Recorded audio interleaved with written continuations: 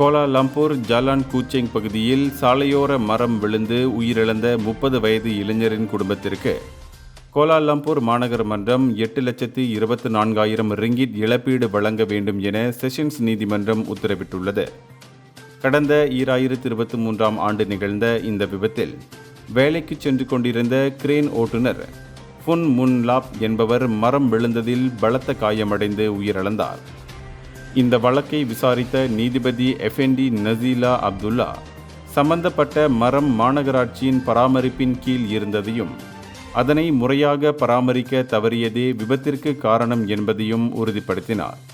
முறையான ஆவணங்கள், பராமரிப்பு சான்றுகளை சமர்ப்பிக்க தவறியதால் மாநகர மன்ற நிர்வாகம் தனது சட்டப்பூர்வ கடமையிலிருந்து தவறிவிட்டதாக நீதிமன்றம் சுட்டிக்காட்டியுள்ளது.